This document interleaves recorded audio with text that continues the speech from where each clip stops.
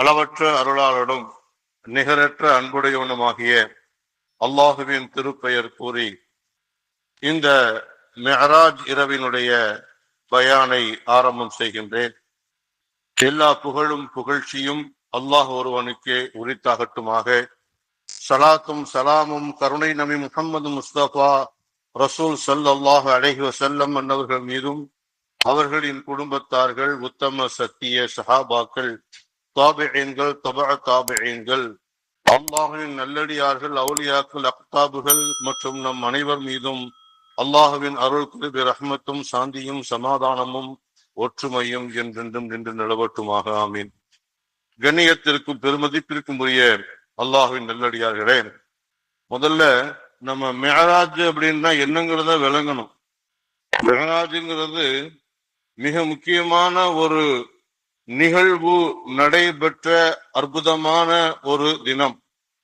யார் இஸ்ரா என்று சொல்லக்கூடிய அந்த தரைவழி பயணத்தை மறுக்குகின்றார்களோ அவர்கள் காஃபிர் என்பதாகவும், அந்த பைத்துல் முகத்தஸில் இருந்து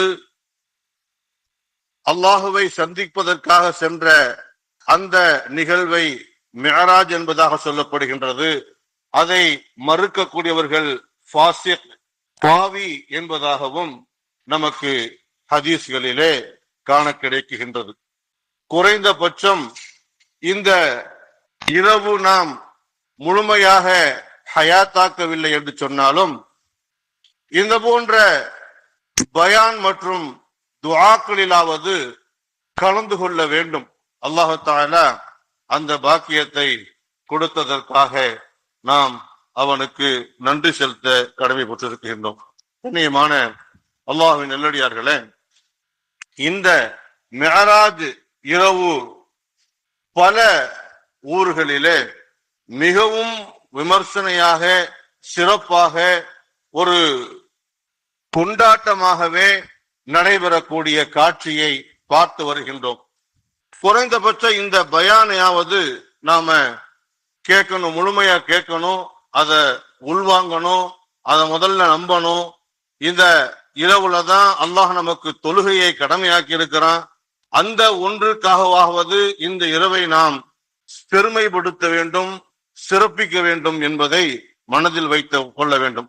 கண்ணியத்திற்குரியவர்களே, நாம இந்த மிஅராஜ் இரவு சம்பந்தமாக சென்ற ஜும்ஆவிலே சில செய்திகளை நாம் பார்த்தோம்.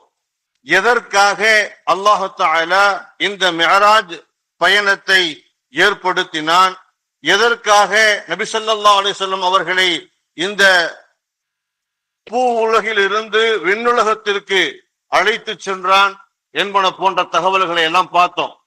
நபி ஸல்லல்லாஹு அலைஹி வஸல்லம் அவர்களுடைய சிறிய தகப்பனாருடைய மரணம், அவர்களுடைய மனைவியின் மரணம், தாயிப் நகரத்தில் ஏற்பட்ட தோல்வி போன்ற செய்திகள் எல்லாம் அவர்களுடைய மனதை அழுத்தி மிகப்பெரிய பாரத்திற்குள்ளானதற்கு பிறகு அவர்களுக்கு ஒரு ஆறுதல் ஏற்படுத்துவதற்காகவும், அவர்களை மனதிலே ஒரு மகிழ்ச்சியை ஏற்படுத்துவதற்காகவுமே அல்லாஹ் தஆலா இந்த மண்ணுலகில் இருந்து விண்ணுலகிற்கு அழைத்து சென்றான் போன்ற தகவல்களை நம்ம பார்த்தோம். பெருமைக்குரிய நபிகள் நாயகம் ஸல்லல்லாஹு அலைஹி வஸல்லம் அவர்கள் நமக்கு மாத்திரமல்ல, உலகத்தில் படைக்கப்பட்ட அனைத்துக்குமே அவர்கள் தான் நபி. உலகத்தில் அல்லாஹ் தஆலா வாயி, தண்ணீரை கொண்டும் சில உயிரினங்களை படைத்திருக்கின்றான். நாரி, நெருப்பை கொண்டும் சில உயிரினங்களை, ஜின் போன்ற உயிரினங்களை அல்லாஹ் தஆலா படைத்திருக்கின்றான். ஒத்தீனி, மண்ணை கொண்டும் நம்மை மனிதர்களை படைத்திருக்கின்றான். அதே போன்று நூரி, ஒளிவை கொண்டும் சில படைப்புகளை படைத்திருக்கின்றான். அதான் நூறு சமாவாத்தி வல் மலக்கூத்து சமாவாத்தி வல்லர்ல, வானம் பூமியில் இருக்கக்கூடிய மலக்குமார்கள் அனைவரும் ஒளியினால் படைக்கப்பட்டவர்கள். அந்த மலக்குமார்களுக்கும் அல்லாஹுதான் நபிகள் நாயகம் ஸல்லல்லாஹு அலைஹி வஸல்லம் அவங்கதான் இறை தூதராக அனுப்பப்பட்டிருக்கின்றார்கள். இந்த படைப்புகள் அனைத்தையும் நபிகள் நாயகம் ஸல்லல்லாஹு அலைஹி வஸல்லம் அவர்களுக்கு காட்ட வேண்டும் என்பதற்காகவும் அல்லாஹ் தஆலா இந்த மிஅராஜ் பயணத்தை ஏற்படுத்தினான் என்று அந்த மிஅராஜ் பயணத்திற்குண்டான காரணிகளில் இதையும் ஒன்றாக எழுதுகின்றார்கள். என் அன்பிற்குரிய பெருமக்களே, ஒவ்வொரு நபிமார்களுடைய காலகட்டத்திலும் ஒவ்வொரு விஷயம் நடத்தக்கூடிய மக்கள் இருந்த காலகட்டத்திலே அதற்கு தோதுவாக நபிமார்களை அல்லாஹ் தஆலா அனுப்பி வச்சான். உதாரணமா மூசா அலைஹிஸ்ஸலாம் இருக்காங்க இல்லையா, அவங்க காலத்துல இந்த செய்வினை, இந்த சூனியம் போன்ற விஷயங்கள் தலைவிரித்தாடியது. உங்களுக்கு தெரியும், ஒரு கட்டத்துல ஃபிரௌன் மூசா நபிக்கு சவால் விடுகின்றான், நீங்கள் என்னிடம் இருக்கக்கூடிய சூனியக்காரர்களை தோக்கடித்து விட்டால் உங்களை நபி என்பதாக நான் ஏற்றுக்கொள்கிறேன் என்று சவால் விட்ட சமயத்துல நான் அதை ஏற்றுக்கொள்கிறேன் என்று மூசா அலைஹிஸ்ஸலாம் என்ன செஞ்சாங்க, அதை ஏற்றுக்கிட்டாங்க. அது மிகப்பெரிய ஒரு சவாலாக ஏற்படுகின்றது. ஒரு மிகப்பெரிய பிரம்மாண்டமான மைதானம். உங்களுக்கு சம்பவம் தெரியும், 1000த்திற்கும் மேற்பட்ட சூனியக்காரர்கள் ஒன்று கூடி இருக்குகின்றார்கள். மூசா அலைஹிஸ்ஸலாம் ஒத்த நபராக இருக்கிறாங்க, கூட ஹாரூன் நபி ஒருத்தர் தான் இருக்கிறாங்க. அந்த அத்துணை பேர்களும் தங்களுடைய கம்புகளை, சிறு சிறு குச்சிகளை போடுகின்றார்கள். அத்தனையும் பாம்பாக மாறி அவை அனைத்தும் மூசா நபியை நோக்கி வரக்கூடிய சமயத்தில் மூசா அலைஹிஸ்ஸலாம் தன்னுடைய அசாவை போட்டு அனைவரையும் ஆச்சரியப்படுத்தக்கூடிய அளவிற்கு அனைத்து சூனிய பாம்புகளையும் மூசா அலைஹிஸ்ஸலாம் அவர்கள் போட்ட அந்த கம்பு பாம்பாக மாறி அனைத்தையும் சாப்பிட்டு விட்ட கதையை நாம் பார்த்திருக்கின்றோம், குர்ஆன் ஷரீஃபிலே படித்திருக்கின்றோம். இது போன்று ஒவ்வொரு நபிமார்களுடைய காலகட்டத்திலும் நடைபெறக்கூடிய நிகழ்வுகளை முறியடிக்கும்படியான ஒரு ஆற்றலை அந்த நபிமார்களுக்கு அல்லாஹ் தஆலா கொடுத்து அனுப்பிய செய்தியை நம்ம பார்க்கிறோம். இப்ப இருக்கக்கூடிய காலகட்டம், நாம் வாழக்கூடிய இந்த காலகட்டம், நபிகள் நாயகம் ஸல்லல்லாஹு அலைஹி வஸல்லம் அவர்களுடைய உம்மத்தாக இருக்கக்கூடிய நாம், நபி ஸல்லல்லாஹு அலைஹி வஸல்லம் அவர்கள் அனைத்து மக்களையும் ஆச்சரியப்படக்கூடிய அளவிற்கு ஒரு நிகழ்வை நிகழ்த்த வேண்டும் அல்லவா? அப்படி என்ன மிகப்பெரிய ஆச்சரியத்தை நாம் இன்று கண்டு கொண்டிருக்கின்றோம் என்று சொன்னால், விஞ்ஞானத்தை எடுத்துக் கொள்ளலாம். இன்று விஞ்ஞான உலகம் மிக உச்சத்தில் இருக்கக்கூடிய தருணம். இன்னும் ஏராளமான கண்டுபிடிப்பதற்காக வேண்டி ஏற்பாடுகள் நடைபெற்றுக் கொண்டிருக்கின்றது. என்னென்ன கண்டுபிடிப்புகள் எல்லாம் கண்டுபிடிக்கப்படும் என்பதையும் குர்ஆன் ஷரீஃபில் நமக்கு சொல்லித் தரப்பட்டிருக்கின்றது. அப்படி இருக்க இத்துணை விஞ்ஞானத்தையும் ஆச்சரியத்தில் ஆழ்த்தக்கூடிய அளவிற்கு ஒரு விஞ்ஞான நிகழ்வை நடத்த வேண்டும் அல்லவா? அது போன்ற ஒரு நிகழ்வை நடத்துவதற்காகவே அல்லாஹ் தஆலா இந்த மிஅராஜ் பயணத்தை நபிகள் நாயகம் ஸல்லல்லாஹு அலைஹி வஸல்லம் அவர்களுக்கு ஏற்படுத்தி தந்தான் என்று இந்த மிஅராஜுடைய காரணிகளில் ஒன்றாக அல்லாஹ் சொல்லக்கூடிய விஷயங்களை கிதாபில் நமக்கு எழுதி தந்துருவார்கள். அன்பிற்குரிய பெருமக்களே, அது மாத்திரமல்ல, இன்னல்லாஹ இஷ்தரா பில் முஃமினீன வ அம்வாலஹும் பிஅன்ன லஹுமுல் ஜன்னah, முஃமின்களை, அவர்களுடைய உயிரையும் அவர்களுடைய அமல்களையும் அல்லாஹ் தஆலா விலை கொடுத்து வாங்கி கொள்கின்றான். எதற்காக சொன்னா, பிஅன்ன லஹும் ஜன்னah, அவர்களை சுவர்க்கத்தை அன்பளிப்பாக தருவதற்காக, முஸ்லிம்களுக்கு சுவர்க்கத்தை தருவதற்காக அவர்களுடைய அன்பு, அவர்களுடைய உயிர்களை அல்லாஹ் தஆலா என்ன செய்யறானா, விலை கொடுத்து வாங்குகின்றானா. ஒரு பொருளை நாம வாங்கணும் அப்படின்னு சொன்னா, இப்ப சொர்க்கத்தை நாம அடையணும் அப்படின்னு சொன்னா, நாம நம்மளுடைய உயிரை அல்லாஹ்வுக்கு கொடுக்கணும், நாம நம்மளுடைய அமலை அல்லாஹ்வுக்காக கொடுக்கணும். நாம வாங்கக்கூடிய ஒரு பொருளை நாம பார்க்காம எப்படி வாங்குறது? அப்ப அதை பார்ப்பதற்காக வேண்டியே அல்லாஹ் தஆலா நபிகள் நாயகம் ஸல்லல்லாஹு அலைஹி வஸல்லம் அவர்களை மிஅராஜிற்கு அழைத்ததாக தன்னுடைய அற்புதமான அந்த மிஅராஜினுடைய காரணிகளில் இந்த கிதாபுகள்ல எழுதுறாங்க. பெருமைக்குரிய அல்லாஹ்வின் நல்லடியார்களே, இது போன்று ஏராளமான காரணங்கள் சொல்லப்படுகின்றது. மிஅராஜ் இரவு, அது சம்பந்தமாக நம் அனைவருக்கும் ஓரளவுக்கு விஷயங்கள் தெரியும். இது போன்ற மிஅராஜ் இரவுகளிலே நாம் அதை நினைவுபடுத்துவது ஒரு சுன்னத்தான காரியமாக இருக்குகின்றது. மிஅராஜ் என்பது ஒரு சாதாரணமான ஒரு பயணமாக இருந்தால், நபி ஸல்லல்லாஹு அலைஹி வஸல்லம் கனவுல போயிட்டு வந்தாங்க அப்படின்னு சொன்னா அதை நம்ம பெருசா எடுக்க போறது இல்லை. நபி ஸல்லல்லாஹு அலைஹி வஸல்லம் அவங்க ஒரு ஒரு கற்பனையில போயிட்டு வந்தாங்க அப்படின்னு சொன்னாலும் நம்ம அதை ஆச்சரியப்பட போறது இல்லை. ஏன்னா நம்ம கனவுலையும் கற்பனையிலையும் நிறைய வாழ்ந்துகிட்டு இருக்கிறோம், நிறைய இடங்கள்ல போய்கிட்டு இருக்கிறோம். விளையாட்டா கேலியா ஒரு நகைச்சுவையான கதை ஒண்ணு சொல்லுவாங்க. 3 நண்பர்கள் இருந்தாங்களாமா. 3 நண்பர்கள் என்ன செஞ்சாங்களாம், ஒரே ஒரு ரொட்டி தான் இருந்திருக்கு. ஒரு ரொட்டிய சாப்பிடணும், 3 பேரும் சாப்பிடணும்னா பத்தாதுன்னு சொன்னா என்ன செய்யணும், ஒரு போட்டி வைக்கணும். என்ன போட்டி வைக்கணும், 3 பேரும் சேர்ந்து ஒரு முடிவுக்கு வர்றாங்க. நம்ம 3 பேருமே தூங்குவோம். தூங்கிட்டு யாருமே பார்க்காத கனவை பார்க்கிறாங்களோ அவங்களுக்கு அந்த ரொட்டி சொந்தம், ஒருத்தரை முழுசா சாப்பிட்டுக்கிறலாம் அப்படின்னு சொல்லிட்டு ஒரு போட்டி வச்சாங்க. 3 பேருமே தூங்கிட்டாங்க. தூங்கி எந்திரிச்சு பாக்குறாங்க. பார்த்தா ரொட்டியை காணோம். அப்ப வலது பக்கம் தூங்கினவர் சொல்றாரு, என்ன ரொட்டியை காணோம்? அப்ப நடுவுல படுத்தவர் சொல்றாரு, நீ என்ன கனவு கண்டேன்னு சொல்லு முதல்ல. நான் நல்லா தூக்கிட்டு இருந்தேன், ஒருத்தர் வந்தாரு, ஒரு மலக்கு மாதிரி தெரிஞ்சிச்சு, என்னைய கூட்டிக்கிட்டு மேல போனார், வானத்துக்கு மேல கூட்டிட்டு போனார். அங்க போன சொர்க்கத்தை பார்த்தேன், அதை பார்த்தேன், இதை பார்த்தேன், ஆச்சரியமான விஷயத்த பூரா பார்த்தேன். இதுவரைக்கும் இந்த உலகத்துல யாருமே பார்த்திருக்க மாட்டாங்க. அதனால நான் தான் அந்த ரொட்டியை திம்பேன் அப்படின்னு நினைச்சுக்கிட்டு பாக்குறேன். ரொட்டியை காணுமே, என்ன காரணம்?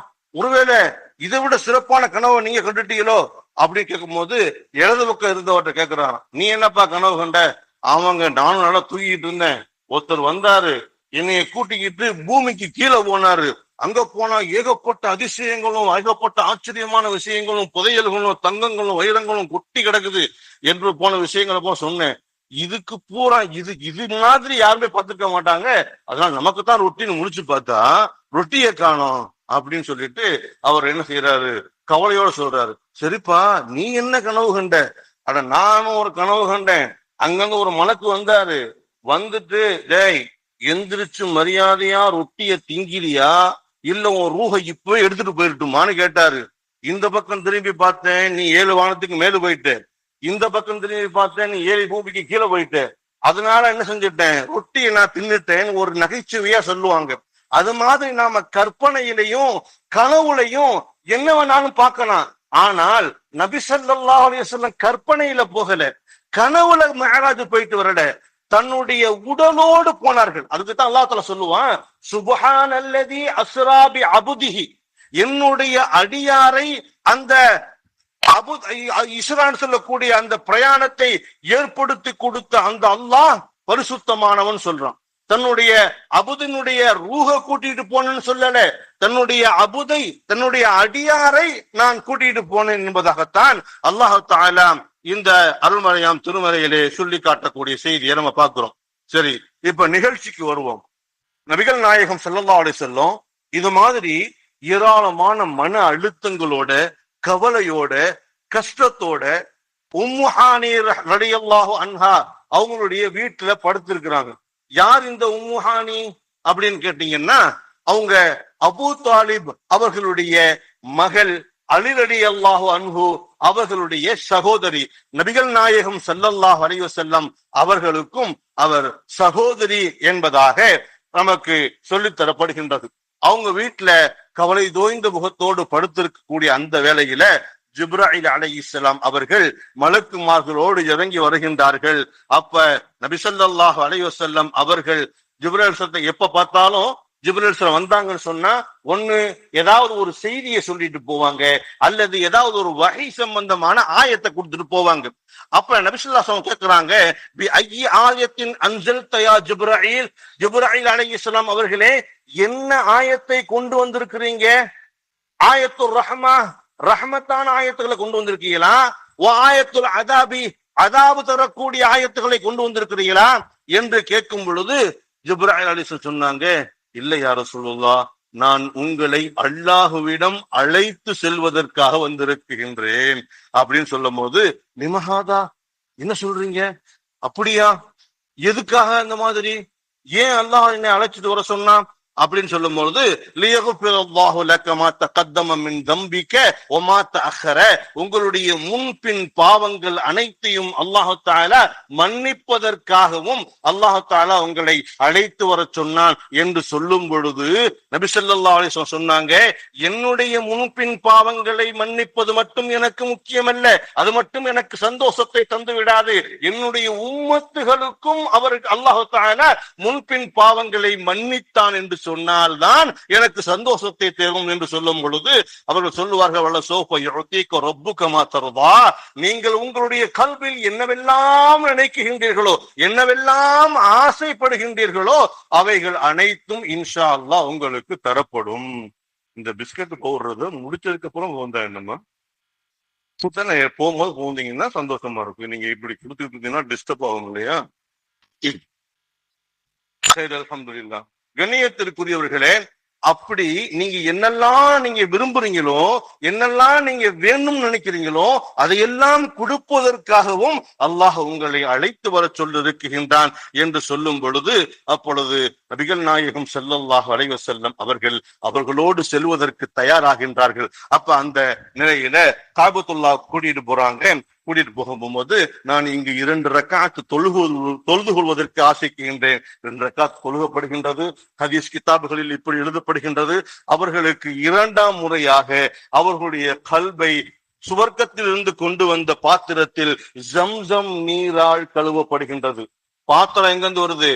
சுவர்க்கத்துல இருந்து வருது. நீர் எங்கே? ஏன் சொர்க்கத்தின் தண்ணி உடல வரக்கூடாதா? பெருமைக்குரிய இந்த தண்ணீருடைய மகிமையே இதுதான். சுவர்க்கத்தின் நீரை விட அதி அற்புதம் வாய்ந்தது இந்த ஜம்சம் நீர் என்பதனால் ஜம்சம் நீரினால் அது கழுவப்படுகின்றது. இதே மாதிரி ஒரு நிகழ்வு நபிகள் நாயகம் ஸல்லல்லாஹு அலைஹி வஸல்லம் அவர்கள் பிறந்திருக்கக்கூடிய அந்த பால்குடி மறக்கக்கூடிய நேரத்திலே ஆடு மேய்த்து கொண்டிருக்கும் வேளையிலே அவர்களுடைய கல்வை இது போன்று ஒரு தடவை சுத்தம் செய்யப்பட்டதாக ஹதீஸ் கிதாபுகளில் நாம் பார்க்கிறோம். அது நபிகள் நாயகம் ஸல்லல்லாஹு அலைஹி வஸல்லம் அவர்கள் தன்னுடைய பால்குடி தாயாரத்துல கொஞ்சம் சொன்னதாக ஹதீஸ்ல பார்க்கிறோம். இதற்கு ஏன் இந்த சுத்தகரிப்பு என்று சொன்னால், கிதாபுகளில் இப்படி எழுதுகின்றார்கள், நபிகள் நாயகம் ஸல்லல்லாஹு அலைஹி வஸல்லம் அவர்கள் பார்ப்பதற்காக செல்லக்கூடிய அந்த இடம் இருக்கின்றதே, இதுவரை எந்த மனிதனும் செல்லாத ஒரு இடம். ஒரு குறிப்பிட்ட தூரத்திற்கு பிறகு காற்று மண்டலம் கிடையாது, சுவாசிக்க முடியாத இடத்திற்கு செல்ல வேண்டும் என்று சொன்னால் அந்த இருதயத்திற்கு ஒரு வலிமை வேண்டும், ஒரு திடகாத்திரம் வேண்டும். அது மாத்திரமல்ல, அங்கு பார்க்கக்கூடிய காட்சிகளை கண்டு நடுக்கம் ஏற்படாத அளவுக்கு, திடுக்கம் உண்டாத அளவுக்கு அந்த கல்வியில் ஒரு ஆற்றல் வேண்டும் என்பதற்காகவே அது போன்ற ஒரு செயல் நடைபெற்றதாக கிதாபுகளில் நாம் பார்க்கின்றோம். அன்பிற்குரியவர்களே, அதற்கு அடுத்ததாக நபிகள் நாயகம் ஸல்லல்லாஹு அலைஹி வஸல்லம் அவர்கள் புராக் என்னும் வாகனத்தில் ஏறுகின்றார்கள். புராக் என்னும் வாகனத்தை பற்றி சொல்லும் பொழுது அதனுடைய அமைப்பு இருக்கின்றது அல்லவா, மின்னலை விட வேகமாக செல்லக்கூடிய அற்புதமான ஒரு வாகனம். அது குதிரையை போன்று பெரியதாகவும் இல்ல, கழுதையை போன்று சிறியதாகவும் இல்லை என்பதாக கிதாபுல எழுதுறாங்க. அது எந்த அளவுக்கு வேகமா போகும் அப்படின்னு சொன்னா, ஒரு ஒளியின் வேகத்தை விட மிக அதிகமான முறையில வேகமா செல்லும். ஒளியின் வேகம் உங்களுக்கு எல்லாத்துக்கும் தெரியும். ஒரு டார்ச் லைட் நம்ம அடிக்கிறோம் அப்படின்னு சொன்னா ஒரு இருட்டுக்குள்ள அதனுடைய வெளிச்சம் ஒரு மைக்ரோ செகண்ட்ல மிக வேகமாக துல்லியமாக ஒரு இலக்கை அடையக்கூடிய அளவுக்கு ஒளி வேகமாக பாயும். அது போன்ற ஒரு அற்புதமான ஒளி வேகத்தை கொண்ட அந்த புராக் வாகனத்திலே பெருமானார் ஸல்லல்லாஹு அலைஹி வஸல்லம் அவர்களை அழைத்து கொண்டு நபிகள் நாயகம் ஸல்லல்லாஹு அலைஹி வஸல்லம் அவர்களும் இன்னும் ஜிப்ராயில் அலைஹிஸ்ஸலாம் அவர்களும் என்ன செய்யறாங்க, போறாங்க. போகக்கூடிய வழியில ஒரு மைக்ரோ செகண்ட்ல மதீனா வந்துருது. அந்த இடம் வந்த உடனே ஜிப்ராயில் அலைஹிஸ்ஸலாம் சொல்றாங்க, இந்த இடத்தில் 2 ரக்காத் தொழுது கொள்ளுங்கள். வரிசையா நீங்க நல்லா கவனமா கவனிச்சுக்கிட்டே வாங்க. இந்த பயணத்தினுடைய மிகப்பெரிய சிறப்பே இதுதான். ஒவ்வொரு இடத்திலும் இறங்கி 2 ரக்காத்தாக தொழுது விட்டு சென்றிருக்கின்றார்கள். நிறைய காட்சிகளை கண்டிருக்கின்றார்கள். அவர்கள் கண்ட காட்சிகளை எல்லாம் பதிவு செய்யப்பட்டிருக்கின்றது. பெருமைக்குரிய இந்த மிஅராஜ் இரவினுடைய ஒரு நேர இரவிலே அல்லாஹ் தஆலா இந்த உலகத்தையே ஸ்தம்பிக்க வைத்திருக்கின்றான். ஆற்றல் பெற்றவன் அல்லவா அல்லாஹ். அல்லாஹ்வினால் முடியுமா? முடியாதா? அவனால் முடியும். நாம் கிதாபுகளில் பார்க்கின்றோம், உம்மு ஹானி ரலியல்லாஹு அன்ஹா அவர்களுடைய இல்லத்தில் அவர்களுடைய தாற்பாலை திறந்து விட்டு வெளியில் சென்று அவர்கள் மேராஜ் சென்று திரும்பி வர போகும்போது தாப்பாலுடைய அசைவு இருந்தது என்று சொல்வதாக சொல்கின்றார்கள். அப்ப அப்படின்னா என்ன அர்த்தம்? அது வரைக்கும் தாப்பால் ஆடிக்கிட்டே இருந்துச்சுன்னு அர்த்தமா? இல்லை, அது வரைக்கும் இந்த துனியாவை அல்லாஹு தஆலா ஸ்தம்பிக்க வைத்து விட்டான். அல்லாஹு தஆலா நமக்கு சொன்ன அந்த வார்த்தை ஒரு இரவில் அல்லாஹு தஆலா என்ன செஞ்சிருக்கிறான்? அழைச்சிட்டு வந்திருக்கிறான். ஒரு இரவுங்கிறது நம்மை பொறுத்த வரைக்கும் இன்னைக்கு இஷா தொழுதுட்டு படுத்தோம்னா சுபுகுக்கு வந்துடுறோம், இதுதான் ஒரு இரவு. ஆனால் அந்த ஒரு இரவு எத்துணை ஆண்டு காலம் நீண்டு இருந்தது என்பதை நமக்கு என்ன செய்யப்படல, குறிப்புகள் சொல்ல தரப்படல. அல்லாஹு தஆலா அவ்வளவு அற்புதமான முறையில் அவங்களை அழைத்து சென்று ஏராளமான காட்சிகளை காட்டி கொண்டுட்டு வந்து விட்டுருக்கிறான். அதனுடைய நிகழ்வுகள் நம்ம இன்ஷா அல்லாஹ் வரிசையா சொல்லுவோம். அன்பிற்குரிய பெருமக்களே, அந்த சூழ்நிலையில மதீனா வருகின்றது. இங்க துருவ சொல்றாங்க, இது என்ன இடம்னு கேட்கிறாங்க. இதுதான் யத்ரிப் என்பதாக சொல்வார்கள். மதீனாவினுடைய முதல் பெயர் யஸ்ரிப் என்பதாக சொல்லப்படுகின்றது கிதாபுகளிலே. இங்குதான் நீங்கள் என்ன செய்வீர்கள்? வருவீர்கள். உங்களுடைய ஊர் மக்கள் உங்களை விரட்டுவார்கள். உங்களை விரட்டியதற்கு பிறகு நீங்க வந்து சேரக்கூடிய இடம் இதுதான். இங்குதான் உங்களுடைய இஸ்லாம் மறுமலர்ச்சி ஏற்படும் சொல்றாங்க. என்னது? என்னுடைய ஊர் மக்கள், என் மக்கள் என்னை ஊரை விட்டு விரட்டுவாங்களா? உங்களை மாத்திரம் இல்ல, இதுக்கு முன்னால் வந்த எல்லா நபிமார்களையும் அந்த மக்கள் என்ன செஞ்சிருக்கிறாங்க? ஊரை விட்டு விரட்டி இருக்கிறாங்க. அதனால உங்களுக்கும் அந்த நிகழ்வு நடைபெறும் என்பதாக என்ன செய்கின்றது? அங்க தொழுவ சொல்றாங்க. 2 ரக்காத் தொழுகிறாங்க. 2 ரக்காத் தொழுகின்றதுக்கு பிறகு அதுக்கப்புறம் அங்கிருந்து மீண்டும் பிரயாணம் ஆரம்பிக்கின்றது. அவர்கள் போகக்கூடிய அந்த நேரத்திலே தூரிசினா மலை வருகின்றது. அந்த தூரிசினா மலையை என்ன செய்கின்றார்கள்? காட்டுகின்றார்கள். இங்கு 2 ரக்காத் நீங்க தொழுகன்னு சொல்றாங்க. இது என்ன இடம்? இதுதான் மூசா அலைஹிஸ்ஸலாம் அவர்கள் அல்லாஹுவுடன் பேசிய அற்புதமான ஒரு இடம். நபி ஸல்லல்லாஹு அலைஹி வஸல்லம் அவர்களுக்கு எப்பேற்பட்ட ஆற்றலை கொடுத்தா பாத்தீங்களா? அல்லாஹு தஆலாவிடத்திலே அல்லாஹ்வை பார்க்க வேண்டும், அல்லாஹ்வினுடன் உரையாட வேண்டும் என்று மூசா அலைஹிஸ்ஸலாம் அவர்கள் ஆசைப்படும் பொழுது அவர்களுக்கு பேசக்கூடிய ஒரு ஆற்றலை கொடுத்தான், வாய்ப்பை கொடுத்தான். அசரீரி மூலமாக அவர்கள் பேசியதாக குர்ஆன் சொல்லுகின்றது. நாம் பார்த்திருக்கின்றோம், கேள்விப்பட்டிருக்கின்றோம், பயான்கள் எல்லாம் சொல்லியிருக்கிறாங்க. என்ன, அவங்க அப்படி பேசிக்கிட்டு இருக்க போகக்கூடிய காலகட்டத்தில் யா அல்லாஹ் நான் உன்னை பார்க்க வேண்டும் என்று சொல்லும் பொழுது அல்லாஹ் தஆலா நான் என்னை உன்னை காட்ட மாட்டேன்னு சொல்லல, உங்களால் பார்க்க முடியாதுன்னு சொன்னான். அல்லாஹ்வை உங்களால பார்க்க முடியாது, அந்த ஆற்றல் உங்க கண்ணுக்கு கிடையாது என்பதாக சொல்லும் பொழுது அல்லாஹ் தஆலா இல்ல நான் பார்த்தே ஆகணும்னு சொல்லி அவங்க அடம் முடிச்சாங்க. அவங்க அடம் முடிச்சதுக்காக வேண்டி அல்லாஹ் தஆலா தன்னுடைய தஜல்லியில் இருந்து ஒரு துளியை அந்த மலைக்கு இறக்கி வைக்கின்றான். மலை கருகி விட்டது. அந்த கருகிய மலைதான் சுருமாவாக இன்று நாம் பயன்படுத்தி கொண்டிருக்கின்றோம் என்பதாக வரலாறு பேசுகின்றது. அன்பிற்குரிய பெருமக்களே, இது மாதிரி நபிமார்கள் எல்லாம் ஆசைப்பட்ட அந்த நிகழ்வை அல்லாஹ் தஆலா நபி ஸல்லல்லாஹு அலைஹி வஸல்லம் அவங்க கேட்காமலே கொடுத்திருக்கான். அவங்க கேட்கல, நான் உன்னை பார்க்கணும் ரஹ்மானே, நான் உங்களோட பேசணும் ரஹ்மானேன்னு அவங்க கேட்கல. ஆனால் அல்லாஹ் தஆலா அவர்களுக்கு கொடுக்கிறான்னு சொன்னா அல்லாஹ்வின் மீது அல்லாஹ் வைத்திருந்த, நபி ஸல்லல்லாஹு அலைஹி வஸல்லம் அல்லாஹ் வைத்திருந்த மிகப்பெரிய ஒரு முஹப்பத் அதுதான். அன்பிற்குரிய பெருமக்களே, அந்த இடத்துல என்ன செய்யறாங்க? 2 ரக்காத் தொழுகிறாங்க. மீண்டும் பிரயாணம் புறப்படுகின்றது. புறப்பட்ட அந்த பிரயாணம் போய்கொண்டிருக்கக்கூடிய வேளையில ஒரு இடத்தில் நிப்பாட்டி இங்க தொழுகுங்க 2 ரக்காத்துன்னு சொல்லப்படுகின்றது. அங்கு 2 ரக்காத்து தொழுகிறாங்க. இது என்ன இடம் கேட்கும் போது இதுதான் பெத்லஹம் என்பதாக சொல்கின்றார்கள். ஈசா அலைஹிஸ்ஸலாம் அவர்கள் பிறந்த இடம். இந்த இடத்தில் நீங்கள் கட்டாயம் 2 ரக்காத்து தொழுது கொண்டு அவர்களுக்காக துஆ செய்யுங்க சொல்லப்படுகின்றது. அங்கு அவர்கள் தொழுகின்றார்கள். அதற்கு அடுத்து என்ன செய்கின்றார்கள்? அங்கிருந்து புறப்பட்டு போகின்றார்கள். வலது பக்கமும் இடது பக்கமும் என்ன செய்வார்கள்? திரும்பி பார்க்க போயிட்டு இருக்கும் போது வலது பக்கம் இருந்து யா முஹம்மது இர்ஜிஇ இங்க பாருங்கன்னு சொல்றாங்க. அப்படி சொல்ல போகும்போது நபி ஸல்லல்லாஹு அலைஹி வஸல்லம் திரும்பலாம்னு நினைக்கிறாங்க. ஜிப்ரீல் சொல்றாங்க, நீங்க திரும்பாதீங்க, திரும்பாம பேசாம வாங்க. இடது பக்கமும் அதே மாதிரி சவுண்ட் வருது, யா முஹம்மது இர்ஜிஇ இங்க பாருங்கன்னு சொல்லப்படுகின்றது. நபி ஸல்லல்லாஹு அலைஹி வஸல்லம் திரும்ப ஆசைப்படுறாங்க. ஜிப்ரீல் அவங்களை திரும்ப விடல. அப்ப சொல்றாங்க, ஏன் இவங்க கூப்பிடுறாங்க, எதனால நான் திரும்ப கூடாதுன்னு நீங்க சொல்றீங்க? வலது பக்கம் இருக்கக்கூடியவர்கள் யூதர்கள், அவர்கள் உங்களை அழைக்குகின்றார்கள். அவர்கள் அழைக்கும் பொழுது நீங்கள் பார்த்து விடுவீர்களே, ஆனால் உங்களுடைய உம்மத்துகளில் பெருவாரியான மக்கள் யூதர்களாக மாறிவிடுவார்கள். இடது பக்கம் இருக்கக்கூடியவர்கள் எல்லாம் நசராணிகள். அவர்களை நீங்கள் பார்ப்பீங்கன்னு சொன்னா உங்களுடைய உம்மத்துகள்ல பெருவாதியான மக்கள் நசராணிகளாக மாறிவிடுவார்கள் என்ற செய்தியை அங்க சொல்லுகின்றார்கள். அன்பிற்குரிய பெருமக்களே, அதற்கு அடுத்ததாக பிரயாணம் செய்கின்றார்கள். ஒரு அழகான பெண் அதிகமான நகைகளை அணிந்து, யா முஹம்மது தாலிஹினாக், இங்க வாங்க என்பதாக முஹம்மது நபி ஸல்லல்லாஹு அலைஹி வஸல்லம் அவங்களை கூப்பிடும் போது நபி ஸல்லல்லாஹு அலைஹி வஸல்லம் என்ன செய்றாங்க, அதை பார்க்க எத்தடிக்கிறாங்க. பார்த்ததுக்கு அப்புறம் யார் இந்த பெண், ஏன் என்னைய கூப்பிடுறாங்க, இதுதான் துன்யா. துன்யா ஒரு அழகிய பெண்ணின் வடிவத்தில் ஏராளமான நகைகளை அணிந்து உங்களை ஆசிக்கு உங்களை கூப்பிடுது. நீங்க அதை கேட்டுட்டு என்னன்னு கேட்டுட்டீங்கன்னு சொன்னா உங்களுடைய உம்மத்தில் உள்ள மக்கள் எல்லாம் துன்யா துன்யா துன்யா துன்யா என்பதாகவே அழிந்து நாசமாகுவார்கள். அதிகமாக மக்கள் தீனின் பக்கம் வரமாட்டார்கள். அதனால் நீங்கள் அந்த அழைப்புக்கு மரியாதை கொடுக்க வேண்டாம் என்று சொல்லி அதற்கடுத்து அங்க இருந்து என்ன செய்யறாங்க, கடந்து போறாங்க. அதற்கடுத்து என்ன செய்யறாங்க, போய்கொண்டிருக்கும் வேளையிலே ஒரு இடத்துல ஒரு விவசாயம் நடைபெறுகின்றது. அந்த விவசாயத்தை என்ன செய்யப்படுகின்றார்கள், அறுக்குறாங்க. விவசாயம் விதைக்க உடனே விவசாயம் செஞ்சது அறுவடைக்கு பருவத்திற்கு வந்துருது.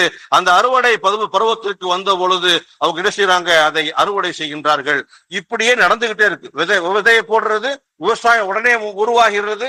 அந்த தானியங்கள் என்ன செய்யறாங்க, உடனே அறுவடை செய்யறாங்க. இது என்ன காட்சி என்பதாக கேட்கும் பொழுது இதுதான் முஜாஹிதுகளுக்கு அல்லாஹ் கொடுக்கக்கூடிய நன்மை. ஒன்றுக்கு பகரமாக 700 நன்மைகள் கொடுக்கக்கூடிய அளவிற்கு முஜாஹிதுகளுக்கு நன்மைகள் தரப்படும். ஒரு நெற்பயிர் நாம் விதைத்தோம் என்று சொன்னால் அதிலிருந்து 700 நெற்பயிர்களை உருவாக்கக்கூடியவன் அல்லாஹ். அதற்கு உதாரணமாகத்தான் இதை உங்களுக்கு காட்டுகின்றான் என்று சொல்லக்கூடிய அந்த வார்த்தையை கேட்டு மீண்டும் பிரயாணம் செய்கின்றார்கள். அதற்கு அடுத்ததாக நபி ஸல்லல்லாஹு அலைஹி வஸல்லம் அவர்கள் ஒரு காட்சியை பார்க்கின்றார்கள். மிகவும் கடுமையான ஒரு காட்சி. அங்கு பல பேர்களை படுக்க வைக்கப்பட்டிருக்கின்றது. மிகப்பெரிய கல்லை தூக்கி அவர்களுடைய தலையில் போடப்படுகின்றது. அந்த கல் உருண்டு செல்வதற்குள், அதை எடுத்து வருவதற்குள் அந்த தலை மீண்டும் சரியாகி விடுகின்றது. இதை பார்த்த நிகழ்நாயகம் அவர்கள் சொல்லுவார்கள், யார் இவர்கள், ஏன் இவர்களுக்கு இந்த வேதனை கொடுக்கப்படுகின்றது என்று கேட்கும் பொழுது அங்கு ஜிப்ராயில் அவங்க சொல்லுவாங்க, இவங்கதான் தரக்கு ஸலா, தொழுகையை விட்டவர்கள், தொழுகையை வீணடித்தவர்கள், தொழுகக்கூடிய நேரத்திலே தொழுகையை முக்கியத்துவம் கொடுக்காமல் பராமுகமாக இருந்து தொழுகையை நிராகரித்தவர்கள், இவர்களுக்கு இந்த தண்டனை கொடுக்கப்படுகின்றது என்பதாக அங்கு கிதாபுகளில் நமக்கு எழுதுகின்றார்கள். அதற்கு அடுத்ததாக ஒரு இடத்திலே நல்ல மாமிசம் இருக்கின்றது, இன்னொன்று இடத்திலே துர்மாமிசம், கெட்ட நாற்றம் அடிக்கக்கூடிய கேவலமான இறைச்சியும் இருக்குகின்றது. அங்கு இருக்கக்கூடிய மக்கள் அந்த நல்ல மாமிசத்தை சாப்பிடாமல் அந்த துர்நாற்றம் அடிக்கக்கூடிய அந்த மோசமான மாமிசத்தை எடுத்து சாப்பிடுறாங்க. இதை பார்த்த நபிகள் நாயகம் ஸல்லல்லாஹு அலைஹி வஸல்லம் அவர்கள், ஏன் இவர்களுக்கு இப்படிப்பட்ட ஒரு அதாவு கொடுக்கப்படுகின்றது, நல்ல மாமிசம் இருக்கத்தானே செய்கின்றது, இதை தவிர்த்து இவர்கள் ஏன் இது போன்ற மாமிசத்தை சாப்பிடுகின்றார்கள் என்று கூறும் பொழுது ஜிப்ராயில் அலைஹிஸ்ஸலாம் அவர்கள் சொன்ன அந்த பதில் இருக்குகின்றதே, இவர்கள் எல்லாம் விபச்சாரம் செய்தவர்கள். அழகான மனைவி இருக்க வேறொரு அந்நிய பெண்ணுடன் உறவு வைத்துக் கொண்டவர்கள், அழகான கணவன் இருக்க வேறொரு அந்நிய ஆண்களுடன் உறவு வைத்துக் கொண்டவர்கள், இவர்களுக்கு இந்த அதாவை கொடுக்கப்படுகின்றது என்பதாக சொல்லப்படக்கூடிய அந்த காட்சி, அல்லாஹு அக்பர், இது போன்று ஒன்றல்ல இரண்டல்ல ஏராளமான காட்சிகளை பார்த்து கொண்டே செல்கின்றார்கள். அதுக்கு அடுத்ததாக இன்னொருத்த வருகின்றது, அவர்களில் ஒருவருக்கு நாக்கு துண்டிக்கப்படுகின்றது, நாக்கு இழுத்து பிடிச்சு அறுக்கப்படுகின்றது. அந்த வேதனையால் அவர் துடிக்குகின்றார், கத்துகின்றார், கதறுகின்றார், வாயின் வழியாக ரத்தம் ஓடுது, மறுபடியும் நாக்கு முளைக்குது, மறுபடியும் நாக்கு அறுக்கிறாங்க. இந்த அதாப் நடைபெற்று கொண்டு இருக்கின்றது. ஏன் இவருக்கு இந்த தண்டனை கொடுக்கப்படுகின்றது என்று கேட்கும் பொழுது நபிகள் நாயகம் ஸல்லல்லாஹு அலைஹி வஸல்லம் ஜிப்ராயில் சொன்ன பதில் என்ன தெரியுமா, இவர் தன்னுடைய வாக்கை மீறியவர். தான் ஒரு வாக்க கொடுப்பாரு, அந்த வாக்க கொடுத்துட்டு அதை என்ன செய்ய மாட்டாரு, நிறைவேற்ற மாட்டார். அல்லாஹ் தஆலா குர்ஆன்ல கேட்பான், ஏன் நீங்க என்ன செய்வீங்க, யா அய்யுஹல்லதீன ஆமனூ லிம தக்துலூன வலா தஃஅலூன், நீங்கள் செய்யாத ஒன்றை எதற்கு சொல்லுகின்றீர்கள் என்பதாக கேட்பான். அந்த மாதிரி ஒரு வார்த்தையை சொல்லுவாங்க, ஆனா அதை செய்ய மாட்டாங்க. தாம செய்ய மாட்டோம்னு தெரிஞ்சே ஒரு வார்த்தையை சொல்றது, ஒரு வாக்குறுதியை குடிக்கிறது, ஒரு நம்பிக்கையை ஏற்படுத்துறது. இவர்களுக்கு இது போன்ற தண்டனைகளை கொடுப்பது. இது மாதிரி நிறைய தண்டனைகளை பார்த்துக்கிட்டே போறாங்க. இதனுடைய முடிவாகத்தான் எங்க வர்றாங்க? பைத்துல் முகத்தஸிற்கு வர்றாங்க. பைத்துல் முகத்தஸ் சம்பந்தமாக நம்ம நிறைய பேசியிருக்கிறோம். அது சம்பந்தமாகவே பல வாரங்கள்ல ஜும்மாவுக்கு நம்ம பேசியிருக்கிறோம். பைத்துல் முகத்தஸினுடைய இன்றைய நிலை என்ன அப்படிங்கிறது இன்னைக்கு இருக்கக்கூடிய நம்ம எல்லாத்துக்குமே தெரியும். இந்த பைத்துல் முகத்தஸ் என்பது மிகவும் ஒரு கடுமையான முயற்சியில கட்டப்பட்டது. சுலைமான் அலைஹிஸ்ஸலாம் அவர்கள் முதல்ல அந்த பைத்துல் முகத்தஸை விரிவுபடுத்துவதற்காக ஆயத்தமாகும் பொழுது அதை பக்கத்தில் இருக்கக்கூடிய இடங்களை சேர்த்து என்ன செஞ்சாங்களாம், அதை கட்டுவதற்கு ஆசைப்பட்டாங்களாம். காலையில இருந்து மாலை வரைக்கும் கட்டுவாங்க. மாலை ஆனதுக்கு அப்புறம் அந்த கட்டடம் இடிஞ்சு விழுந்துரும். மறுபடியும் காலையில இருந்து மாலை வரைக்கும் கட்டுவாங்க, மறுபடியும் இடிஞ்சு விழுந்துரும். யா அல்லாஹ், நான் உனக்காகத்தானே இந்த பில்டிங்கை கட்டுறேன், இந்த பள்ளியை கட்டுறேன், ஏன் இது காலையில கட்டுறதுல இருந்து சாயந்தரம் வரைக்கும் இவ்வளவு பெரிய கட்டடத்தை கட்டிட்டோம், சாயந்தரமான இடிஞ்சு விழுந்துருது அப்படின்னு சொல்லும் பொழுது அல்லாஹ் சொல்லுவான், நீங்கள் பைத்துல் முகத்தஸுக்காக எக்ஸ்ட்ரா நீங்க இடத்தை வளைச்சு நீங்க கட்ட ஆரம்பிச்சீங்க பாத்தீங்களா, அது உங்களுக்குரிய இடம் இல்லை, நீங்க காசு கொடுத்து வாங்கின இடம் இல்லை, அது வேறொருவருடைய இடம். இன்னும் சொல்ல போனால் ஒரு அனாதையினுடைய இடம். அந்த இடத்துல நீங்க கட்டினீங்கன்னு சொன்னா அந்த இடத்துல எப்படி நீங்க கட்ட முடியும்? அந்த இடம் எனக்கு தேவையில்லை என்பதாக அல்லாஹ் சொல்லக்கூடிய. இதுல நம்ம விளக்கத்தை நிறைய சொல்லலாம். அதுக்கப்புறம் அல்லாஹ் தஆலா அந்த சமூகத்துக்கு அப்புறம் அந்த அனாதை யாருன்னு தேடி கண்டுபிடிச்சு அவருக்கு 1க்கு 2 பணம் கொடுத்து அந்த பைத்துல் முகத்தஸை ஜின்னு வச்சு கட்டி முடிச்சதாகலாம் நம்ம சரித்திரத்தை பார்த்திருக்கிறோம். அந்த இடத்துக்கு நபிகள் நாயகம் ஸல்லல்லாஹு அலைஹி வஸல்லம் போறாங்க. பைத்துல் ஹராம் என்று சொல்லக்கூடிய மக்காவும் மஸ்ஜிது நபவி என்று சொல்லக்கூடிய மதினாவும் முதல் 2ஆம் இடத்தில் இருக்கக்கூடிய தருவாயிலே பைத்துல் முகத்தஸ் என்பது 3வது இடத்தில் இருக்குகின்றது. வாழ்க்கையில் ஒரு விடுத்தமாவது நாம் மக்காவிற்கு செல்ல வேண்டும் என்று ஆவலோடு இருக்கக்கூடிய எல்லோரும் வாழ்க்கையில் ஒரு விடுத்தமாவது இந்த மஸ்ஜிதுல் அக்ஸா சொல்லக்கூடிய பைத்துல் முகத்தஸிற்கு சென்று தொழுக வேண்டும் என்ற எண்ணம் ஏற்பட வேண்டும். ஏனென்றால் சுலைமான் அலைஹிஸ்ஸலாம் அவங்களை கட்டி முடிச்சுட்டு தாங்கள் துஆ கேட்டாங்க, யா அல்லாஹ், யாரெல்லாம் இங்கு வந்து தொழுகின்றார்களோ அவர்களுடைய முன்பின் பாவங்களை மன்னிப்பாயாக. இந்த இடத்தில் தொழுது விட்டு யாரெல்லாம் துஆ கேட்கிறாங்களோ அவங்க எந்த துஆ கேட்டாலும் அதை கபூல் செய்வாயாக என்பதாக நபிகள் நாயகம் ஸல்லல்லாஹு அலைஹி வஸல்லம் அவர்கள் சொல்லி காமிச்சாங்க. சுலைமான் கேட்டாங்க அப்படின்னு. அதை சொன்னதுக்கு அப்புறம் உமர் ரலியல்லாஹு அன்ஹு அதை அந்த பிரயாணம் மேற்கொள்வதையே ஒரு முக்கிய கடமையாக நினைத்து அங்க போய் என்ன செஞ்சிருக்கிறாங்க, தொழுது இருக்கிறாங்க, துஆ கேட்டுக்கிறாங்க. அன்பிற்குரிய பெருமக்களே, பைத்துல் முகத்தஸ் பார்த்தோம். அங்க போயிட்டாங்க. போனதுக்கு அப்புறம் ஒரு மிகப்பெரிய ஏற்பாடை அல்லாஹ் தஆலா செஞ்சு வச்சிருக்கிறான். எல்லா நபிமார்களுடைய ரூஹும் அங்கு இருக்குகின்றது. பெருமானார் ஸல்லல்லாஹு அலைஹி வஸல்லம் அவர்கள் பைத்துல் முகத்தஸிலே வெளியில் ஒரு தூண் என்பதாகவும் சொல்கின்றார்கள், சொர்க்கத்தில் இருந்து வந்த கல் என்பதாகவும் சொல்கின்றார்கள். அதிலே தான் கொண்டு சென்ற வாகனத்தை கட்டிவிட்டு அங்கு உள்ளே செல்கின்றார்கள். எல்லா நபிமார்களுக்கும் சலாம் உரைக்குகின்றார்கள். எல்லா நபிமார்களும் அவர்களுக்கு பதில் உரைக்குகின்றார்கள். அங்கு ஒட்டுமொத்த நபிமார்களுக்கும் அவர்கள் தலைவர் என்பதாக சொல்லித்தரப்படுகின்றது. அங்கு தொழுகை நடத்துகின்றார்கள். தொழுகை முடிந்ததற்கு பிறகு அங்கிருந்து சென்ற பயணம்தான் மிஅராஜ். அங்கிருந்து சென்ற பயணம்தான் மிஅராஜ். இதுவரை வந்த பயணம் இருக்குகின்றதே, இதை இஸ்ரா என்றும் அதற்கு மேல் நடந்த பயணத்தை மிஅராஜ் என்பதாகவும் சொல்லப்படுகின்றது. மிஅராஜுடைய பயணம் இருக்குகின்றதே, அது நாம் நினைப்பதை போன்று மக்ரிப்ல இருந்து இஷாக்குள்ள சொல்ல முடியாது. அவ்வளவு பெரிய பாடம் இருக்குது. அதுல அவங்க கண்ட காட்சிகளும் அவர்கள் பார்த்த அந்த கோலங்களும் நம்ம பார்க்கணும், சொல்லணும் சொன்னா நிறைய சொல்லலாம். எத்தனை அண்டங்கள், எத்தனை கோலங்கள், புதன், சுக்கிரன், புளூட்டோ என்று சொல்லக்கூடிய புதன் போன்ற எத்தனை கிரகங்களை இன்று நமக்கு சொல்லித்தரப்பட்டதோ அத்தனை கிரகங்களையும் அவர்கள் பார்த்திருக்கின்றார்கள். அதுக்கு அடுத்து அவங்க புராக் வாகனத்தில் செல்லல. அதுக்கப்புறம் அவங்க புராக் வாகனத்தில் செல்லல. மிஅராஜ் என்று சொல்லக்கூடிய, மிஅராஜ் சொன்னா படிக்கட்டு என்பதாக அர்த்தம். அந்த படிக்கட்டின் வழியாகத்தான் அவர்கள் சென்றதாக நமக்கு சொல்லித் தரப்படுகின்றது. படிக்கட்டுன்னு சொன்னா நம்ம ஊர்ல நம்ம கட்டி வச்சிருக்க படிக்கட்டு நம்ம கற்பனை கொண்டு வரக்கூடாது, ஒரு லிப்ட் மாதிரி கொண்டு வரணும். லிப்ட் மாதிரின்னு சொன்னா அப்படிங்கிறதுக்குள்ள சர்ன்னு மேல ஏறிடும்.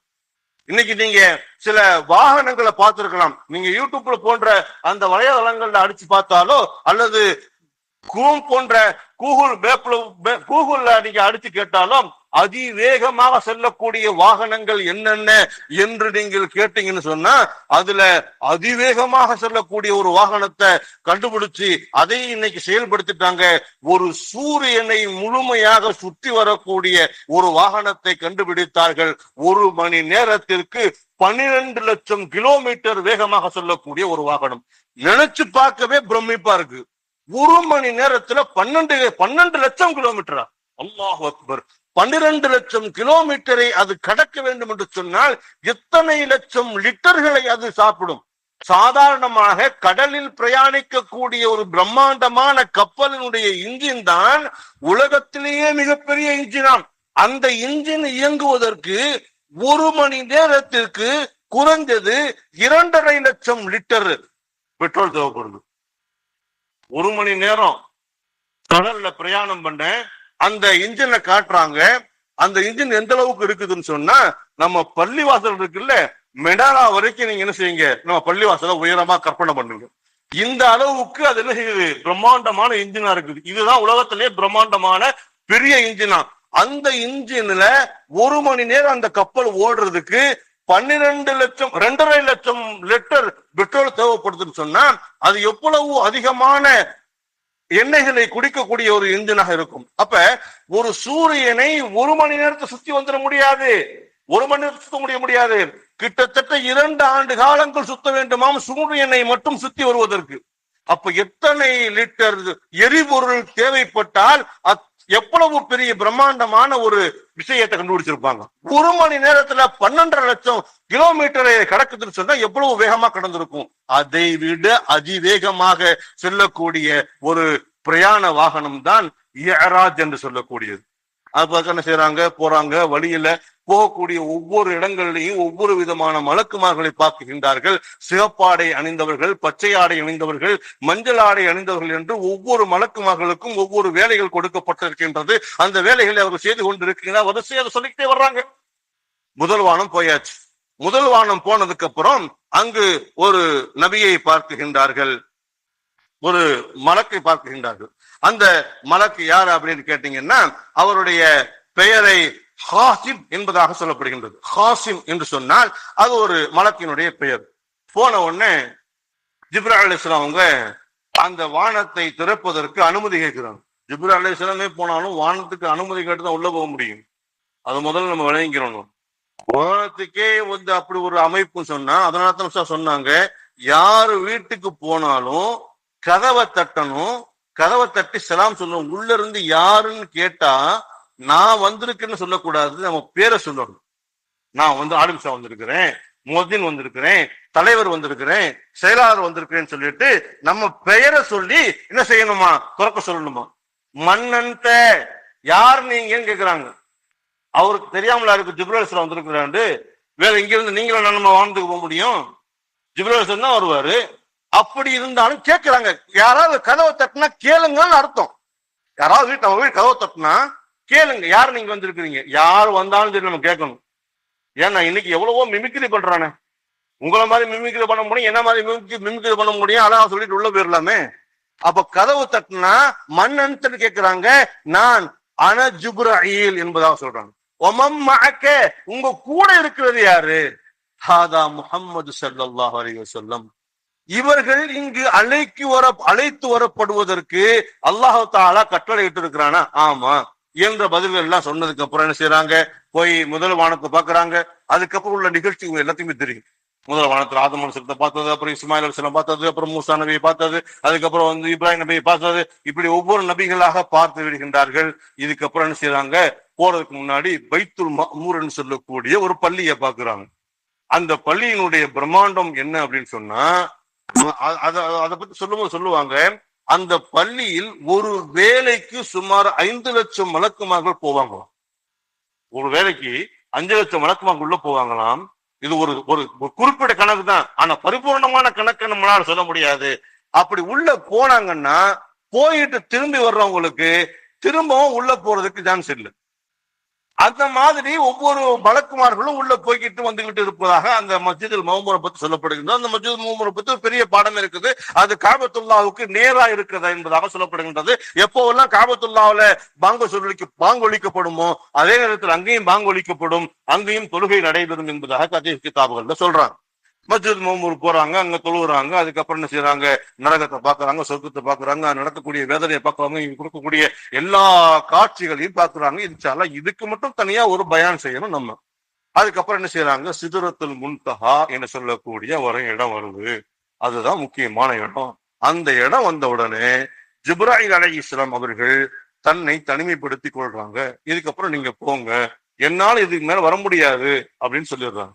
அன்புக்குரிய பெருமக்களே, மெராஜ் பயான இவ்வளவு சாமானியமா டக்குன்னு சொல்லி முடிச்சிட முடியாது. இது நீண்டம் ஒரு சொர்க்கத்தை பார்த்ததை சொல்லணும், நரகத்துல பார்த்ததை சொல்லணும், மஸ்ஜித் மௌமூரை பத்தி தனியா சொல்லணும், நிறைய விஷயங்கள் இருக்குது. ஒவ்வொரு நபிமார்களுடையும் அல்லாஹ் தஆலா என்னென்ன பேசுறாங்கன்னு சொல்லணும். இவ்வளவு விஷயங்கள் இருக்குது. நம்ம இப்ப நேர பற்றாக்குறையிலான இன்ஷா அல்லாஹ் நிறைவுக்கு வருவோம். இப்ப சிதறத்துல் முன்தஹா வருது.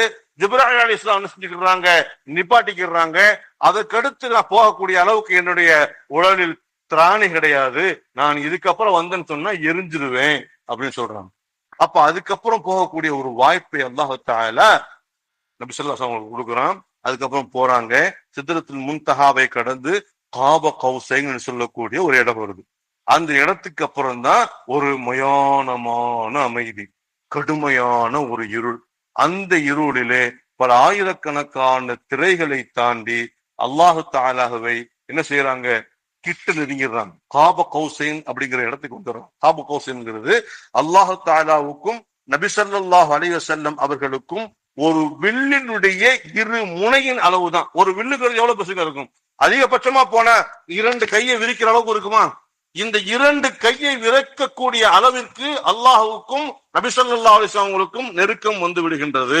இந்த இடத்திலே தான் முதல்ல நபிகள் நாயகம் ஸல்லல்லாஹு அலைஹி வஸல்லம் சொல்றாங்க, அத்தஹியாத்து லில்லாஹி வஸ்ஸலவாத்து வத்தய்யிபாத்து என்பதாக. அல்லாஹுவுக்கு காணிக்கை செலுத்திதான் ஸலவாத்தும் தய்யிபாத்தும் அல்லாஹுக்கு செய்றாங்க, காணிக்கையா சொல்றாங்க. அல்லாஹ் சொல்லுகின்றான், அஸ்ஸலாமு அலைக்க அய்யுஹன் நபியு, நபியே உங்கள் மீது அல்லாஹுவினுடைய சலாம் உண்டாகட்டுமாக என்று சொல்லும் பொழுது, யா அல்லாஹ் எனக்கு மட்டும் இல்ல, வஸ்ஸலாமு அலைனா வ அலா இபாதில்லாஹி ஸாலிஹீன், என்னுடைய உம்மத்தில சாலிஹான அமல் செய்யக்கூடிய எல்லோருக்கும் உன்னுடைய சலாமத்து வேணும் என்பதாக கேட்டு பெறுகின்றார்கள். அதற்கு அடுத்து அல்லாஹுவுக்கும் நபி ஸல்லல்லாஹு அலைஹி வஸல்லம் அவர்களுக்கும் நடந்த உரையாடல் சம்பந்தமாக நபி ஸல்லல்லாஹு அலைஹி வஸல்லம் அவர்களும் சொல்லவில்லை, அல்லாஹுவும் அதை என்ன செய்யல, வெளிப்படுத்தவில்லை. இருவர்களும் பேசிக்கொண்ட செய்தியை மட்டும் அல்லாஹ் தஆலா செய்யலாம், பதிவு செய்யலாம்.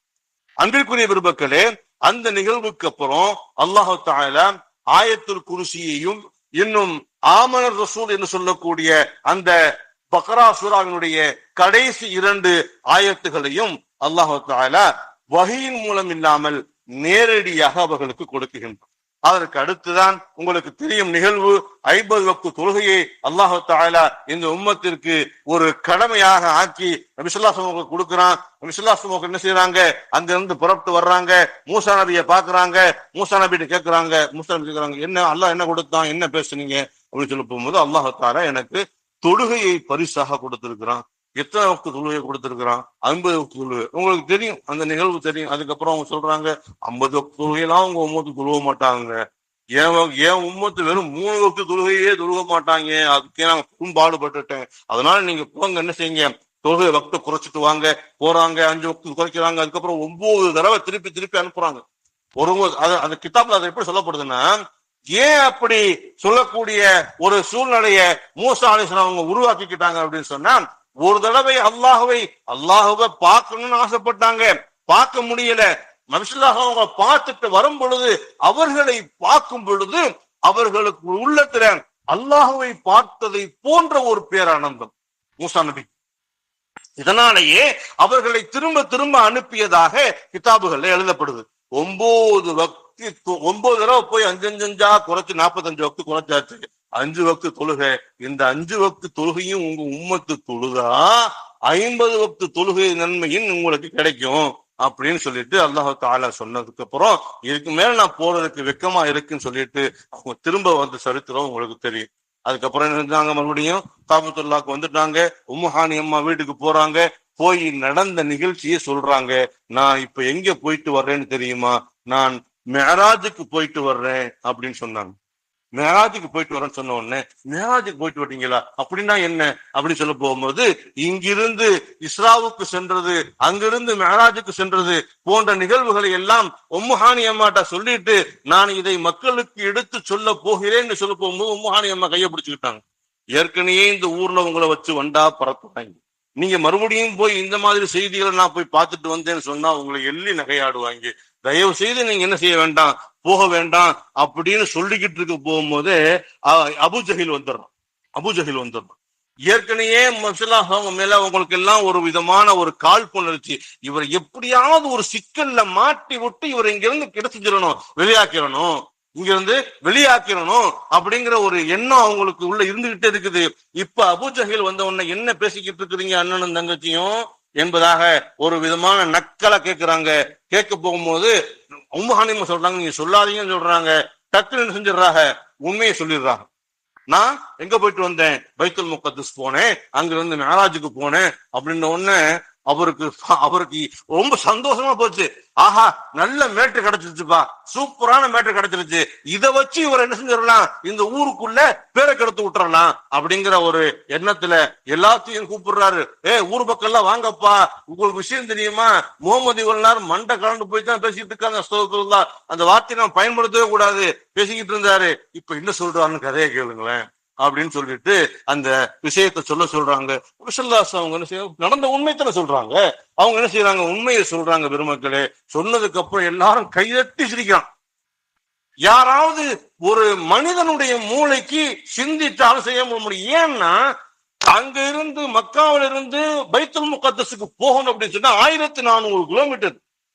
1400 கிலோமீட்டரை இன்னைக்கு இருக்கக்கூடிய காலகட்டத்தில் நம்ம பயணம் பண்ணணும்னா சொல்ல, இன்னைக்கு நைட்டு 9 மணிக்கு ட்ரெயின் ஏறணும்னா நைட்டு ஃபுல்லா பிரயாணம் பண்ணி, நாளைக்கு பகல் பூரா பிரயாணம் பண்ணி, அடுத்த நாள் நைட்டு பூரா பிரயாணம் பண்ணி, அதுக்கப்புறம் மறுநாள் காலையில என்ன செய்ய முடியும், 2 நைட்டு 1 பகலாவது என்ன செய்யணும், பிரயாணம் பண்ணி. இன்னைக்கு இருக்கக்கூடிய காலகட்டம், இன்னைக்கு அதிவேகமான வாகனங்கள்லாம் வந்துருச்சு. நான் சொல்லக்கூடியது அதிகபட்சமா அதிவேகமா சொல்லக்கூடிய ட்ரெயினை வேணா வச்சுக்கலாம். ஆனால் அன்னைக்கு இருந்த காலகட்டத்துல ஒரு தடவை நம்ம பைத்துல் முகத்தஸ் போயிட்டு போகணும்னு சொன்ன போய் சேர்றதுக்கு சரியா 1 மாசம் ஆகும். சரியா 1 மாசம் ஆகும். அந்த காலகட்டத்துல ஓவர் நைட்ல நான் போயிட்டு வந்துட்டேன்னு சொன்னா யாராவது அதை ஏத்துக்குருவாங்களா? மிக மோசமாகத்தான் பேசுவாங்க. அப்ப எல்லாருமா சேர்ந்து அவங்க கேலி பண்றாங்க, நக்கல் பண்றாங்க. சரிப்பா, நீ சொல்றது உண்மையினே வச்சுக்கிருவோம்ப்பா, நீ சொல்றது உண்மையினே வச்சுக்கிருவோம். அப்ப அவங்க கேள்வி கேட்கிறாங்க பாருங்க, ரொம்ப கடுமையா கேட்கிறாங்க. நீ போன அந்த பைத்துல் முகத்தஸ பார்த்தோம் சொன்ன, அந்த பைத்துல் முகத்தஸுக்கு எத்தனை தூண் இருந்துச்சு, எத்தனை வாசல் இருந்துச்சு, எத்தனை ஜன்னல் இருந்துச்சு சொல்லு பார்ப்போம் அப்படின்னு சொல்லும் போது, இங்க இருந்து அவங்க போன அந்த நேரத்துக்கு அதையா எண்ணிக்கிட்டு இருப்பாங்க. 1 2 3 4 5 இத்தனை தூண் இருக்குது, கேட்டாங்கன்னா நம்ம பதில் சொல்லி ஆகணும் அப்படின்னு அதையா எண்ணிக்கிட்டு இருந்தாங்க. அங்க போய் எத்தனை வாசல் எண்ணிக்கிட்டு இருந்தாங்க, எத்தனை ஜன்னல் இருந்தா போய் ஆராய்ச்சி பண்ணிக்கிட்டா இருந்தாங்க. இல்ல, இவங்க கேட்ட உடனே டக்குன்னு பதில் சொல்ல முடியல. அப்ப அவங்க திணறாம இருக்கக்கூடிய அந்த திணறக்கூடிய அந்த தருவாயில் அல்லாஹ் தஆலா பைத்துல் முகத்தஸ அப்படியே கொண்டு வந்து முன்னாடி நிப்பாட்டிட்டான். அதனுடைய தோற்றம், அதனுடைய வடிவம், எத்தனை தூணு, எத்தனை வாசல், எத்தனை ஜன்னல், எத்தனை படிக்கட்டு முதல் கொண்டும் அவர்கள் என்ன செய்யறாங்க, அப்படியே கற்பனையில் அதை பாக்குறாங்க. பார்த்த உடனே கண்ணுக்கு தெரியுது, ஒண்ணு சொல்றாங்க. அவங்க சொல்ல அனைத்து செய்தியும் உண்மையா இருக்கு.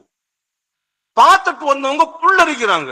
ஏன்னா இதுவரைக்கும் பைத்துல் முகத்தஸ் எந்த விதமான சூழ்நிலையிலையும் போனதாக அந்த நாட்டு மக்கள் அறிய மாட்டாங்க, யாருக்கும் தெரியாது. ஏன்னா எவருடைய 1 மாசம் பிரயாணங்கிறது சாதாரண விஷயமா? அதுக்கப்புறம் நபிசுல்லாஹு சொன்னாங்க, சரிப்பா நீ சொல்றது ஏத்துக்கலாம். யாராவது போனவங்க சொல்லியிருப்பான், சொல்லியிருப்பான், இத்தனை வாசல் இருக்குது, இத்தனை ஜன்னல் இருக்குது, இத்தனை படிக்கட்டு இருக்கு, தூண் இருக்குன்னு சொல்லியிருப்பாங்க. அதை வச்சு நீ சொல்லிட்ட, வேற என்ன அடையாளம் கேட்கிறாங்க. அப்ப நபிசுல்லாஹு சொல்றாங்க, நான் திரும்பி வரக்கூடிய வழியில இந்த ஒரு இடத்துடைய பேரை சொல்லி, இந்த இடத்துல நம்ம ஊர்ல இருந்து வியாபாரத்துக்கு சென்ற கூட்டம் ஒரு கூட்டம் என்ன செய்யுது, தங்கி இருக்குது. அதுல ஒருத்தருடைய ஒட்டகத்தை காணோம். அவரை அந்த ஒட்டகத்தை தேடிக்கிட்டு இருந்தாரு. நான் அவருக்கு இந்த ஒட்டகம் இங்க இருக்குதுன்னு சொல்லிட்டு வந்தேன் அப்படின்னு சொல்றாங்க. இந்த அடையாளத்தை யாராலும் மறுக்க முடியுமா? யாராலும் மறுக்க முடியாது. இன்னொரு இடத்த சொல்றாங்க, இந்த இடத்துல நம்ம ஊர்ல இருந்து பிரயாணமாக சென்ற ஒரு கூட்டம் தண்ணி இல்லாம தண்ணி திக்கி என்ன செய்யறாங்க, அந்த இடத்த சுத்தி தேடிட்டு வர்றாங்க. நான் அவங்களுக்கு தண்ணி இருக்கக்கூடிய இடத்தை காமிச்சேன் என்பதாக என்ன செய்யறாங்க, அவங்களுக்கு சொல்றாங்க. இது நிகழ்வுக்கு அப்புறம் ஓரிரு நாட்கள்ல முதல் கூட்டம் வந்துருது. அப்ப அவங்கள்ட்ட கேக்குறாங்க, நீங்க இந்த இடத்துல தண்ணி தேடிக்கிட்டு இருந்தீங்களா? ஆமா, நாங்க தண்ணி தேடிக்கிட்டு இருந்தோம். எங்களுக்கு அப்ப அந்த கூட்டத்துல நிக்கிறாங்க, இவர் தான் வந்து என்ன செஞ்சாரு, எங்களுக்கு தண்ணி இருக்கக்கூடிய இடத்தை காட்டி கொடுத்தாருன்னு சொல்றாங்க. அப்ப அவங்களால என்ன செய்ய முடியல, மறுக்க முடியல. அதற்கு அடுத்ததாக அந்த இன்னொரு கூட்டம் வந்துருச்சு. அந்த கூட்டத்தை கேட்கிறாங்க, அவங்க சொல்றாங்க, ஆமா என்னுடைய ஒட்டகம் காணாம போச்சு, நான் தேடிக்கிட்டு இருந்தேன். ஒருத்தர் வந்து என்ன செஞ்சாரு, அதை எனக்கு இங்க இருக்குதுன்னு சொல்லி காட்டி கொடுத்துட்டு போனாரு. அன்பிற்குரிய பெருமக்களே, உங்க விளைவிக்கிறங்க, இந்த மிஹராஜுடைய நிகழ்வு ஏன் அல்லாஹ் தஆலா மக்காவை வச்சான்? மதீனாவுக்கு பணத்துக்கு வச்சிருந்தான்னா எல்லா மக்களும் நம்பி இருப்பாங்களே. ஏன்னா எல்லா மக்களும் நபி ஸல்லல்லாஹு அலைஹி வஸல்லம் ஈமான் கொண்டு இருந்தாங்க இல்லையா? அல்லாஹ் தஆலாவுடைய நோக்கம் என்ன தெரியுமா? ஈமான் கொண்டவர்களிடத்தில் அல்லாஹ்வுடைய அற்புதத்தை சொல்லி அவர்கள் நம்புவது என்பது முக்கியமல்ல. ஈமான் கொண்டவர்கள் நிச்சயமாக அதை நம்புவார்கள். இவர்கள் மறுக்கக்கூடியவர்கள். இவர்களிடத்தில் இந்த நிகழ்வை நிகழ்த்தி காட்டி அவர்கள் உண்மைப்படுத்த வேண்டும் என்பதற்காகத்தான் அல்லாஹ் தஆலா இங்கே வைக்கிறான். அதனால்தான் இது மாதிரியான நிகழ்வுகளை நபி ஸல்லல்லாஹு அலைஹி வஸல்லம் கண்ணில காட்டி அந்த நிகழ்வுகளை அவர்கள் சந்திச்சு விட்டு, நான் இது மாதிரி நிகழ்வுகளை சந்திச்சேன் என்பதாக சொன்ன அந்த செய்தியை அவர்கள் இங்கு பதிவு செய்யறாங்க. அது உண்மையாகின்றது. அவர்களால் மறுக்கவே முடியல. மக்கா காபிர்களால மறுக்கவே முடியல. நிச்சயமாக ஏற்றுக்கொள்ளதாக வேணும். ஆனா அந்த அகம்பாவம் பிடிச்ச கர்வம், அவங்களுடைய அந்த கௌரவம் அதை மறுப்பதற்கு தடுக்குகின்றோம். அன்பிற்குரிய பெருமக்கள், இது மாதிரிதான் இன்னைக்கு நாம உலகத்துல நிறைய உண்மைகளை மறுக்கக்கூடியவர்களாகவே இருந்து கொண்டிருக்கின்றோம். ஆக அல்லாஹ் தஆலா மிகப்பெரியவன். இந்த மிஅராஜினுடைய மிக முக்கியமான நிகழ்வு என்னண்டா, நமக்கெல்லாம் அல்லாஹ் தஆலா தொழுகையை கடமையாக்கிய அற்புதமான ஒரு இரவு. இந்த அற்புதமான இரவுல இந்த தொழுகையை நாம என்ன செய்யணும்? முதல்ல நாம தொழுகிறதுக்கு முக்கியத்துவம் கொடுக்கணும். தொழுகை யாரெல்லாம் தொழுகின்றார்களோ, அஸ்ஸலாத்து மிஅராஜுல் முஃமினீன், ஐங்காலமும் ஒரு முஃமின் தொழுகிறான்னு சொன்னா அதுதான் அவனுக்கு மிஅராஜ் என்பதாக நபி ஸல்லல்லாஹு அலைஹி வஸல்லம் சொன்னாங்க. அப்ப தொழுகை என்பது என்னுடைய கண்குளிர்ச்சி என்பதாக சொல்லியிருக்கின்றாங்க. தொழுகையை பத்தி நம்ம நிறைய பேசியிருக்கிறோம். இன்னும் அதை பத்தி பேச உங்களுடைய நேரத்தை வீணடிக்க விரும்பல. தொழுகையை நமக்கு கடமையாக்கிய இந்த இரவுல இதை முடிச்சதோட போய் படுத்து தூங்கிடாம நம்ம என்ன செய்யணும்? அதிகமாக குறைஞ்சபட்சம் இன்னைக்கு தஸ்பீஹ் நஃபிலாவது தொழுகணும். அதுக்கப்புறம் ஹாஜத் நஃபில்னா நம்மளுடைய ஹாஜத்துகள் நிறைவேறுவதற்காக ஒவ்வொரு ஹாஜத்தையும் நம்முடைய கல்பில் வைத்து அதற்காக 2 ரக்காத்தாக எத்தனை ஹாஜத்து உங்களுக்கு இருக்குதோ அத்தனை ஹாஜத்துகளை தொழுகணும். அதிகமாக குறைஞ்சபட்சம் ஒரு 1000 ஸலவாத்தாவது ஓதணும். நபி ஸல்லல்லாஹு அலைஹி வஸல்லம் பேர்ல 1000 இந்த தொழுகை நமக்கு பெற்றுக் கொடுத்ததற்காக வேண்டி 1000 ஸலவாத்தாவது ஓதணும். 1000 ஸலவாத் ஓதணும். இஸ்திக்பார் குறைஞ்சபட்சம் ஒரு 500 தடவையாவது இஸ்திக்பார் செய்யணும். அதுக்கப்புறம் கலிமா லா இலாஹ இல்லல்லாஹ் முஹம்மதுர் ரசூலுல்லாஹ் என்ற கலிமாவை ஒரு 100 வாட்டி 200 வாட்டி நம்மளால எவ்வளவு முடியுமோ அவ்வளவு செய்யணும். எவ்வளவு முடியுமோ அவ்வளவு துஆ கேட்கணும். கைர் அல்ஹம்துலில்லாஹ். அல்லாஹ் தஆலா நம்மளுடைய பாவங்களை எல்லாம் மன்னித்து இந்த மிஅராஜ் இரவினுடைய இந்த அற்புதமான இரவிலே எத்துணை நன்மைகளை இந்த உம்மத்துக்கு அல்லாஹ் தருவானோ அத்துணை நன்மைகளையும் அல்லாஹ் தஆலா நம் அனைவருக்கும் தந்தருள் புரிவானாக. வஆகிரு தஅவானா அனில் ஹம்துலில்லாஹி ரப்பில் ஆலமீன். அஸ்ஸலாமு அலைக்கும் வரஹ்மத்துல்லாஹி வபரகாத்துஹு.